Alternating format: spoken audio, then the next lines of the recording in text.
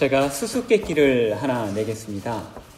내 것인데, 분명 내 것인데 다른 사람들이 나보다 더 많이 사용하는 것은 무엇이겠습니까? 예, 수수께끼 좋아하시나 봐요. 네. 내 거지만 다른 사람들이 나보다 더 많이 사용하는 것, 이름입니다. 자신은 자기 이름을 부를 일이 별로 없잖아요. 다른 사람들이 내 이름을 불러줍니다. 한번 학창시절을 떠올려 보시기를 바랍니다. 여학생들의 경우는 서로의 이름을 참 잘 불러주는 것 같습니다. 예지나 지수가 여학생들은 이름을 잘 불러주는데 남학생들을 보면 이상한 별명들을 만들어 부르는 것을 볼 수가 있습니다.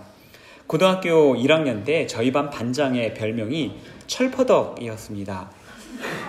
어느 날 책상에 이렇게 엎드려서 잠을 자는데 침을 흘리고 자는 겁니다.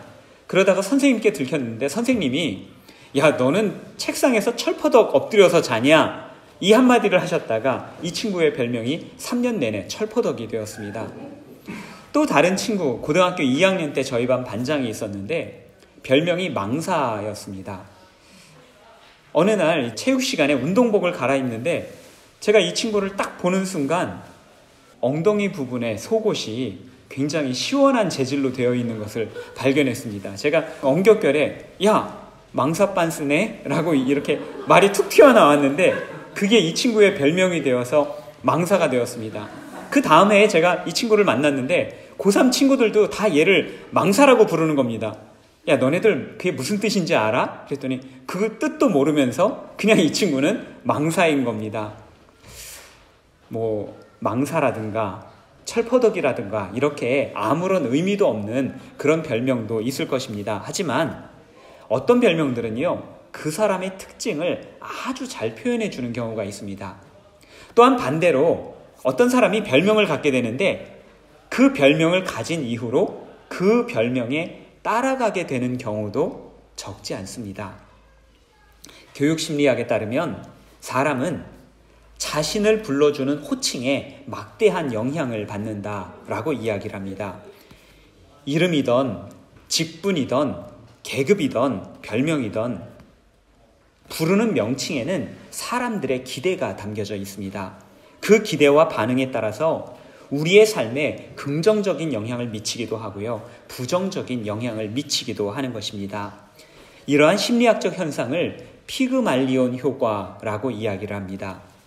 그리스 신화에 피그말리온이라고 하는 아주 못생긴 조각가가 있었습니다.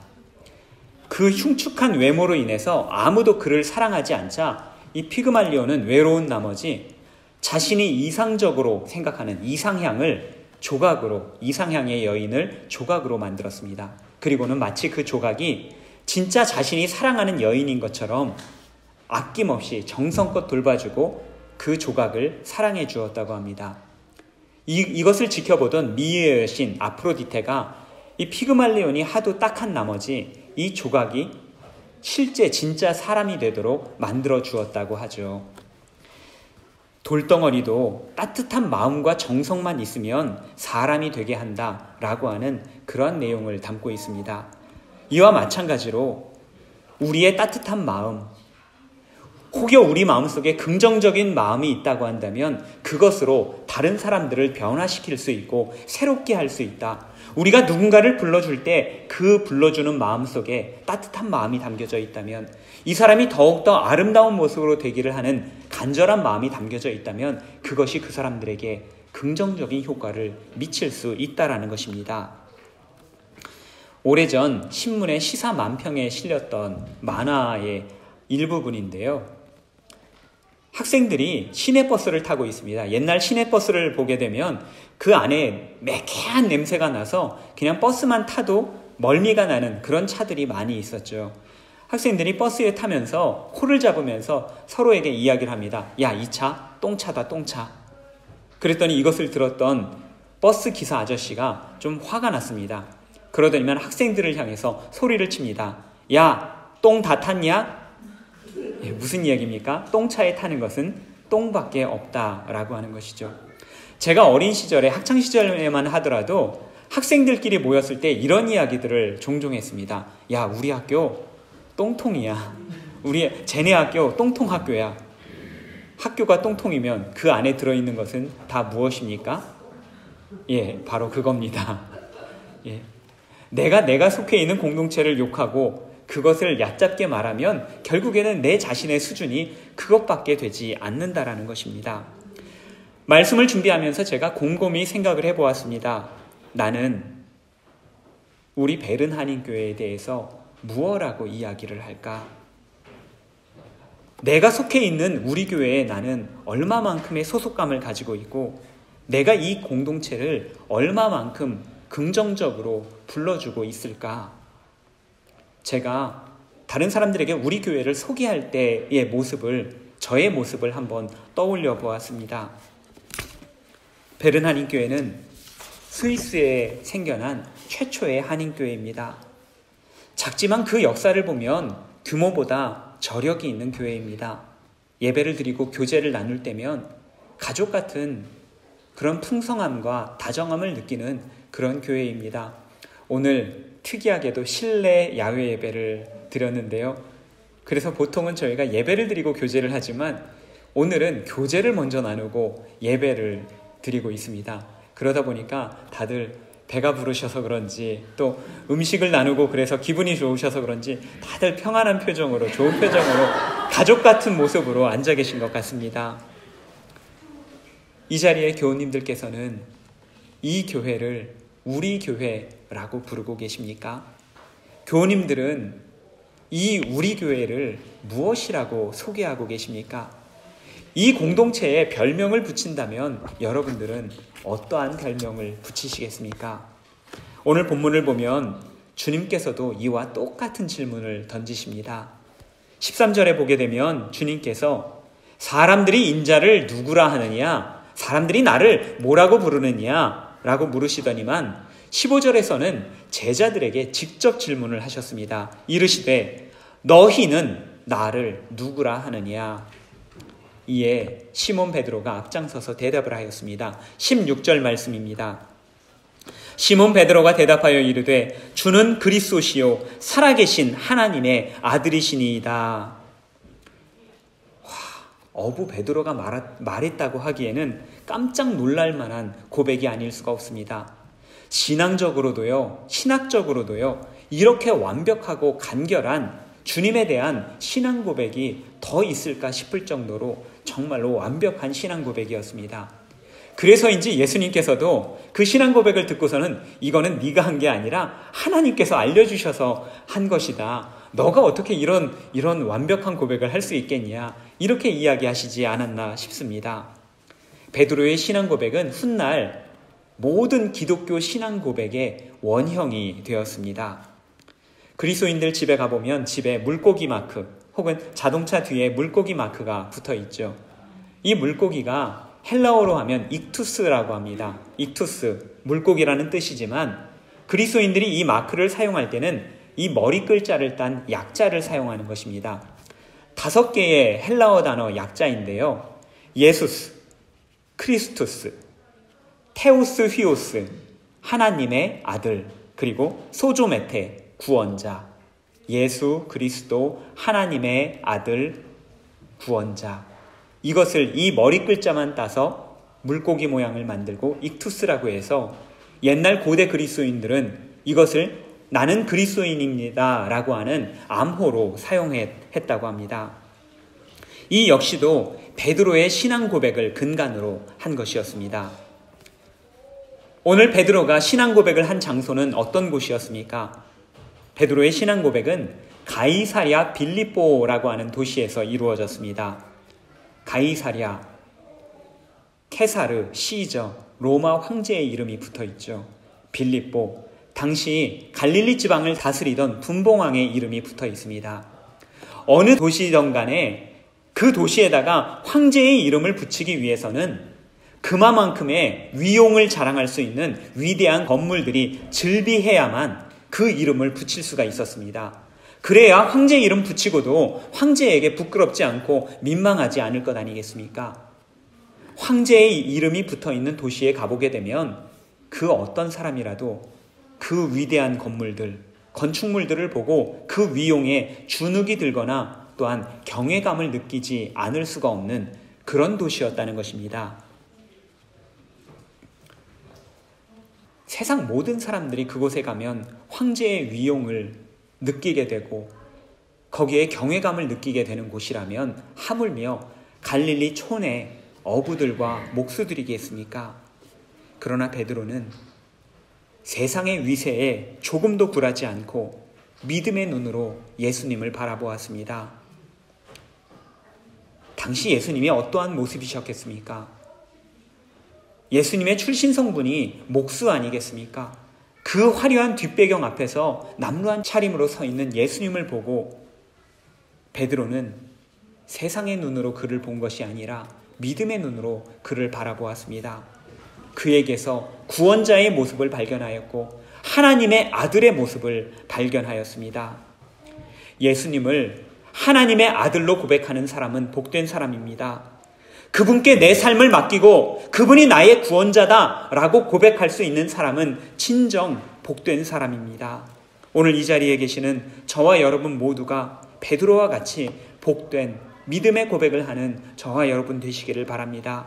예수님을 주로 고백할 때 주님께서 저와 여러분의 마음속에 들어오셔서 언제나 저와 여러분과 함께 하실 줄을 믿습니다. 베드로가 신앙을 고백하였습니다.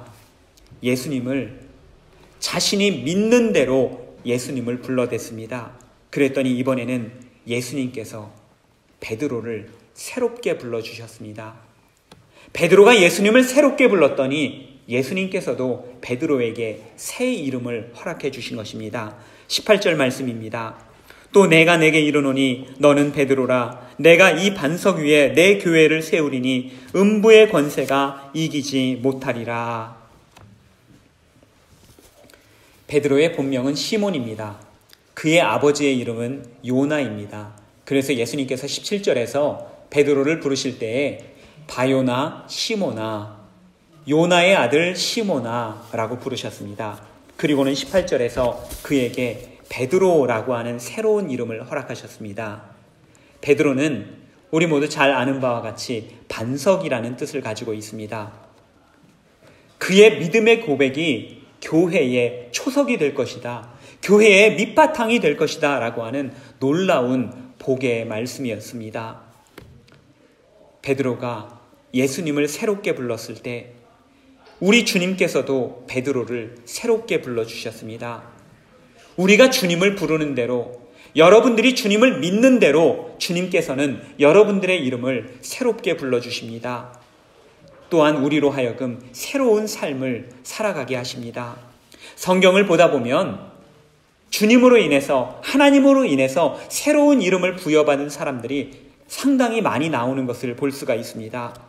오늘 예수님께서는 시몬에게 베드로라고 하는, 반석이라고 하는 이름을 주셨죠. 사기꾼에 가까웠던 구약의 캐릭터가 있습니다. 야곱. 이 야곱에게 이스라엘, 하나님과 겨루어서 이긴 자라고 하는 이름을 주셨습니다. 기드온이라고 하는 사사는 겁쟁이였죠. 하나님의 명령을 받았지만 대낮에 그것을 하기에는 너무나도 용기가 없었던 나머지 밤중에 몰래 우상을 회파했었던 그런 사람이었습니다. 하나님께서 약속의 말씀을 주셨어도 그것을 몇 번이나 걸쳐서 시험했었던 용기가 없는 사람이었습니다. 그러나 하나님께서는 그를 큰 용사라고 불러주셨습니다. 아브라함이라고 하는 사람은 큰아버지라는 이름을 가지고 있었습니다. 그런데 그로 하여금 많은 민족의 아버지, 열방의 아버지가 되게 하시면서 아브라함이라고 하는 새로운 이름을 허락하여 주셨습니다.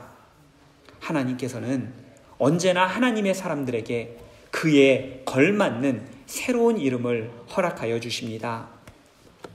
그러나 때때로 우리는 우리 자신을 너무나도 비하할 때가 있습니다. 저희 외할머니께서 저희 집안 믿음의 선조, 시조시라고 할 수 있는데, 저희 외할머니께서는 기도를 하시면서 항상 자신을 낮추시는 기도를 많이 하셨습니다. 주님, 저희는 무지몽매합니다. 마른 막대기만도 못한 저희를 택해 주셔서 감사합니다. 저는 그 기도를 들으면서 저렇게 기도하는 것이 바른 신앙이다 혹은 겸손이다 라고 저도 생각을 했습니다. 그래서인지 제가 언젠가 한 선교사님 이제 파송받는 파송식에서 제가 그 선교사님을 위해서 대표 기도를 하게 되었습니다. 저는 하나님의 도우심, 우리는 연약하니까 하나님께서 도와주셔야 된다라는 그런 의미에서 기도를 하기 위해서 선교사님의 연약함을 고백을 하며 기도를 하였습니다. 하나님, 우리 선교사님, 마른 막대기만도 못한 선교사님 택해 주셔서 감사합니다. 무지몽매하지만 연약하지만 주님 감사합니다. 능력 주시옵소서. 아무런 능력 없지만 능력 주시옵소서. 제 기도에 아멘 아멘 하시며 응답하시던 분들이 한두 분씩 크크대면서 웃기 시작하시는 겁니다. 그러더니 마침내 선교사님도 눈을 번쩍 뜨고 저를 쳐다보기 시작했습니다. 우리는 연약하니 주님의 도우심이 필요하다라고 하는 그런 의미였는데 기도가 이상해졌습니다. 왜 기도가 이상해진 것입니까? 본인은 자기 자신에 대해서 기도할 때는 얼마든지 낮추셔도 괜찮습니다. 그런데 다른 사람들을 우리가 낮추면 이상해지는 겁니다. 그분 스스로 낮추시도록 우리는 서로를 높여주어야만 합니다. 우리가 높여주면 그분이 낮아질 공간이 생기는 거죠. 그러면 그분이 스스로 낮추시면서 주님 앞에 기도하실 것 아니겠습니까? 교회에 다니는 사람들을 우리는 성도라고 부릅니다. 성도란 거룩한 무리들, 거룩한 사람들을 의미하는 것입니다. 그런데 교우님들을 둘러보시면 어떻습니까? 한번 옆에 계신 분들 얼굴을 쳐다보시기 바랍니다. 거룩함이 느껴지십니까? 뒤에 무슨 광채가 빛나는 모습이 보이십니까? 한번 앞에 서 있는 저를 한번 보시기 바랍니다. 거룩함이 느껴지십니까? 갑자기 웃으시는 분은 뭐죠? 그러실 줄 알았습니다. 솔직히 별로 거룩하지 않죠. 그런데 왜 거룩하지 않은 우리를 성도라고 부르는 것입니까? 거룩한 사람들이라고 왜 부르는 것입니까? 우리를 성도라고 부르는 것은, 거룩한 사람이라고 부르는 것은 우리가 거룩한 사람이 되기를 바라는 하나님의 마음이, 하나님의 뜻이 거기에 담겨 있기 때문입니다. 우리는 혹시 우리 자신을 미련하고 연약한 자, 상처받은 자라고 부를지라도 하나님께서는 우리를 그렇게 부르기를 원하지 않으신다라는 것입니다. 예전에 부르던 찬양, 영어 찬양 중에 이런 가사가 있었습니다. 당신의 이름은 더는 상처받은 자가 아닙니다. 고통받은 자가 아닙니다. 가난한 자가 아닙니다. 당신의 이름은 치유받은 자입니다. 부유한 자입니다. 온전한 자입니다. 저는 이 찬양이 우리의 찬양이 되면 좋겠습니다. 이 찬양이 우리 베른 한인교회의 찬양이 되면 좋겠습니다. 하나님께서 저와 여러분들에게 주시고자 하는 이름이 있습니다. 하나님께서는 우리를 거룩한 사람들, 성도라고 부르기를 원하십니다.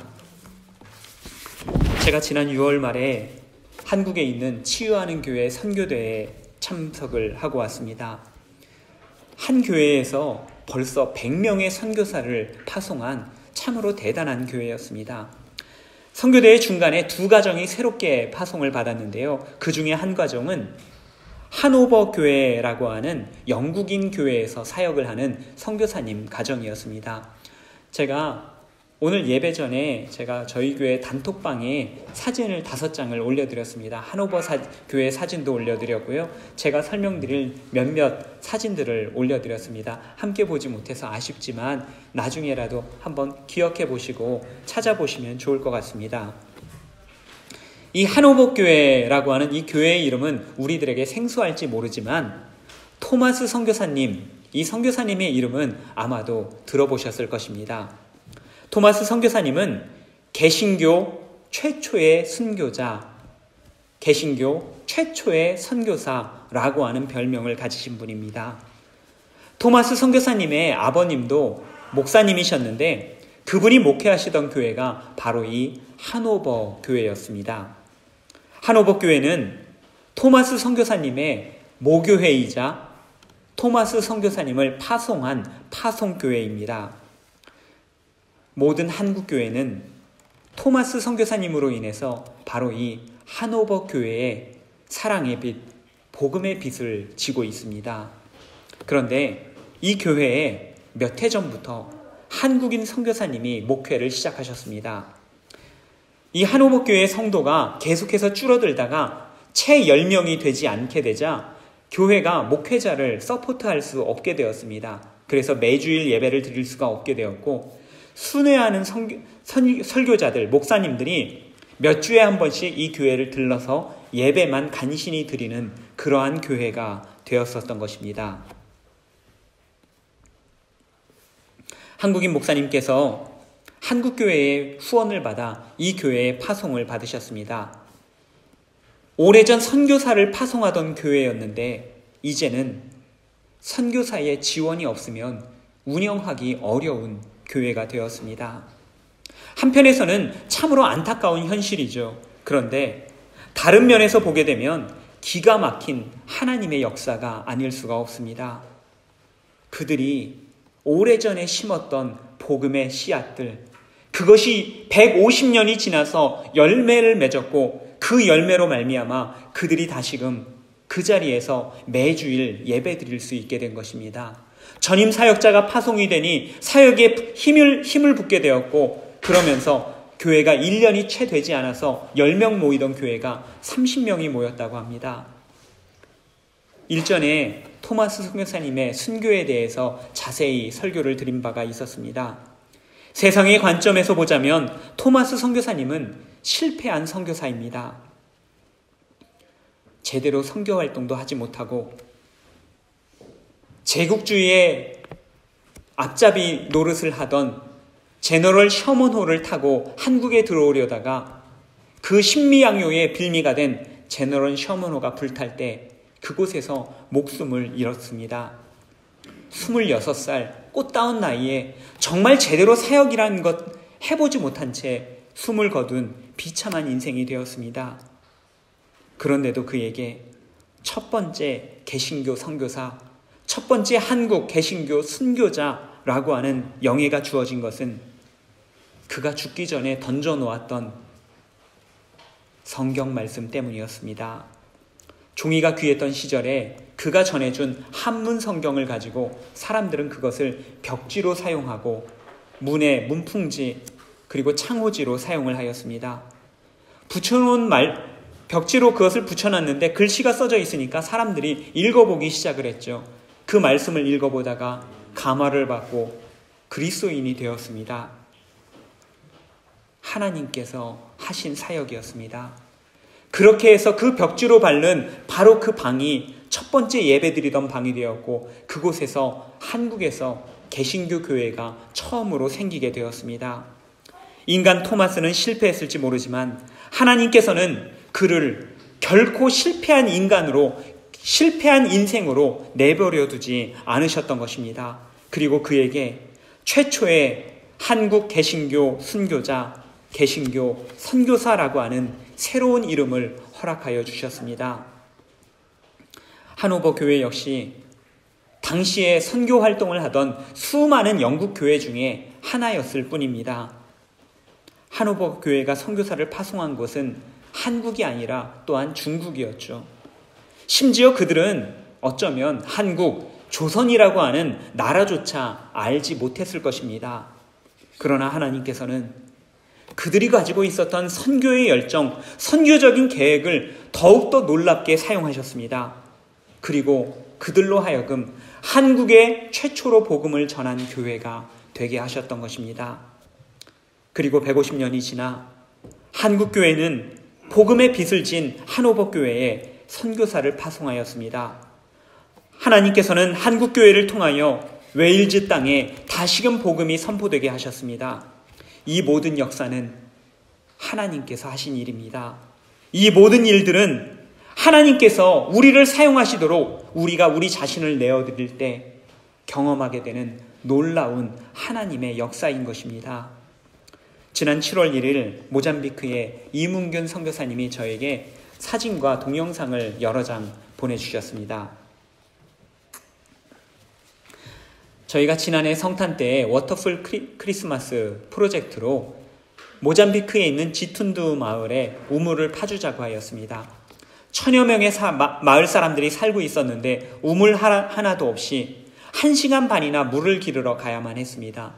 그들을 위해서 우리가 무엇을 할 수 있을까? 하지만 저희가 함께 기도하면서 성금을 모았고 그곳에 보내어 드디어 우물이 생겼습니다. 저희가 2월 달에 비전 트립 선교여행을 갔을 때에는 우물이 완공된 것만 보았지 그쪽 현지 일정 때문에 함께 봉헌 예배를 드릴 수가 없었습니다. 그런데 지난 6월에 이문균 선교사님을 파송하고 후원하는 파주의 선한교회가 단기 선교팀이 거기에 방문했을 때 함께 그 지역 사람들과 함께 봉헌 예배를 드렸습니다. 그 봉헌 예배를 드리면서 그 앞에 붙어있는 현판을 보았는데 거기에 베른 한인교회, 쭈리 한소망교회 이름이 딱 붙어있는 것입니다.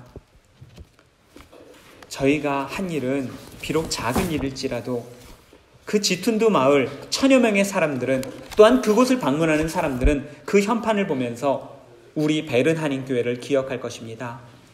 우리의 목마름을 해결해 준 교회, 우리에게 우물을 선물해 준 교회, 우리에게 위로가 되고 도움이 되는 교회, 우리가 한 일에 비해서 우리는 훨씬 더 아름다운 별명, 아름다운 이름을 얻게 되었습니다. 우리를 통해서 하나님께서 일하셨기 때문입니다. 보내준 여러 장의 사진 중에서 유독 눈에 띄는 사진이 있었습니다. 예배당에서 예배를 드리는 장면이었는데 천정이 중간에 있다가 그 중간 부분부터는 하늘이 뻥 뚫려서 보이는 그런 사진이었습니다. 함께 가보신 분은 다 알고 계시지만 이 지툰두 마을에 예배당이 있지만 예배당은 그냥 갈대 같은 것으로 대충 지어져 있고 바닥은 모래사장, 바닥이 없는 것이죠. 그리고 천정은 반쯤밖에 덮여있지 않은 그런 대충 지어진 예배당입니다. 이 예배당을 새로 지으려면 저희가 우물을 지었던 만큼 약 10,000프랑 1200만 원의 재정이 필요하다고 합니다. 저희에게는, 저희같이 작은 교회에게는 작지 않은 금액이지만 어찌 보면 그리 크지도 않은 금액입니다.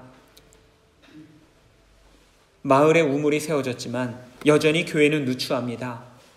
바닥이 없고 천정은 절반밖에 없습니다. 우리가 교회도 세워주면 좋겠습니다. 언제야 가능할지 모르겠지만 하나님께서 한오보 교회를 사용하셨던 것처럼, 그래서 한국의 교회를 세우셨던 것처럼, 토마스 선교사님을 사용하셔서 한국의 신앙인들을 만드셨던 것처럼 저희를 통해서 그곳에 교회가 새롭게 되면 좋겠습니다. 그곳에서 하나님께 온전히 예배드리는 예배당이 세워지면 좋겠습니다. 우리는 작고 연약하지만 우리를 통해서 복음이 전해지기를 원합니다. 생명이 전해지기를 원합니다. 교회가 세워지기를 원합니다. 사랑하는 교우 여러분, 여러분은 우리 교회를 무엇이라고 소개하고 계십니까? 우리 교회에 어떤 별명을 지어주기를 원하십니까? 베른교회의 새로운 이름을 위해서 교우님들은 어떠한 방식으로, 어떠한 모양으로 함께 하시겠습니까? 오늘 주님께서 시몬을 베드로라고 부르셨습니다. 주님께서 지금 저와 여러분을 다시 부르고 계십니다. 우리 교회에 새로운 이름을 주시고 저와 여러분들에게 새로운 이름을 주기를 원하십니다. 교회는 내가 세운다. 너희는 반석이 되거라. 그 자리를 지키고 있거라. 믿음의 사람이 되어라. 주님께서 저와 여러분을 부르고 계십니다. 우리가 하는 일은 그저 작은 일입니다. 그러나 하나님께서는 우리를 통하여 반드시 큰 일을 행하실 것입니다. 우리가 하는 일은 그저 하나님께서 행하시도록 길을 내어드리고 우리가 도구가 되어드릴 뿐입니다. 그때 하나님께서는 우리에게도 새로운 이름을 허락하실 것입니다. 더는 미자립교회, 힘든 교회가 아니라 교회를 세우는 교회, 치유하고 위로하는 교회, 선교하는 교회가 될 것입니다. 성도, 하나님의 거룩한 사람들이 될 것입니다. 기도하겠습니다. 저희를 부르시는 주님, 새로운 이름을 허락하시니 감사드립니다. 오늘 시몬이 새 이름을 얻고 그 이름값을 하면서 살아갔습니다. 저희에게도 새로운 이름을 허락하여 주시옵소서. 그 이름에 부끄럽지 않은 저희 교회 되게 하여 주시옵고 저희 한 사람 한 사람 되게 하여 주시옵소서. 성령 충만한 우리 교회, 성도라는 이름에 부끄럽지 않은 우리 모든 교우 되게 하여 주시옵소서. 예수님 이름으로 간절히 기도드립니다. 아멘.